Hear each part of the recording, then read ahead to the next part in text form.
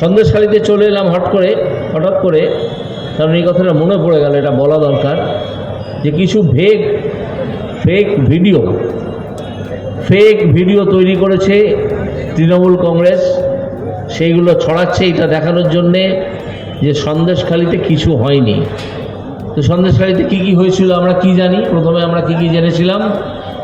প্রথম হচ্ছে জমিতে আল কেটে দিয়ে নোনা জল ঢুকিয়ে সেটাকে ভেড়ি তৈরি করে সেই জমির মালিককে বাধ্য করা হতো যে এই জমিটা তুমি আমাকে লিখে দাও, তার বিনিময়ে বা লিজ দাও, তার বিনিময়ে তোমায় বছরে 10,000 বা 20,000 টাকা দেবো।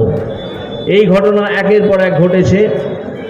তারপরে এলো মহিলাদের শ্লীলতাহানি এবং পিঠে খাওয়ার কথা। এটা আপনারা নিশ্চয়ই জানেন যে পিঠে কিভাবে তৈরি করার জন্যে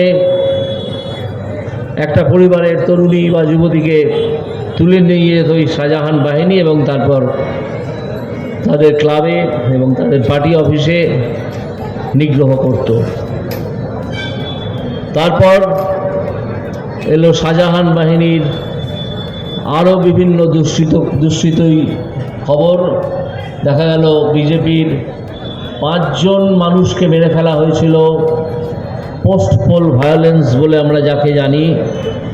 2021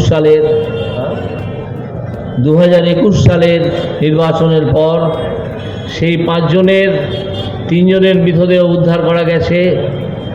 শাহজাহানের নাম সেই এফআইআরে আছে, কিন্তু 2 জনের মৃতদেহ আজও উদ্ধার করা যায়নি।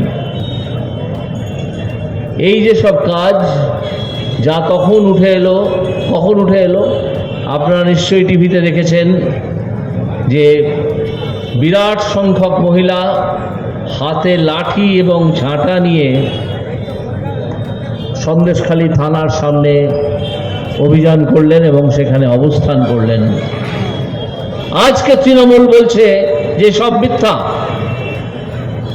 2000 টাকায় রেখাপাত্রকে কেনা হয়ে গিয়েছিল। 2000 টাকায় রেখাপাত্রকে কেনা হয়েছিল। মমতা ব্যানার্জি, তুমি কত টাকায় বিক্রি হও? তোমার হাতে তো 8 লাখ টাকা গুঁজে দিলে একটা চাকরি দাও। তোমার হাতে 10 লাখ টাকা গুঁজে দেয় এবং দিয়ে রেশনকে হাওয়া করে দেয় অন্য দেশে। ভারতবর্ষেই থাকে না সে রেশন।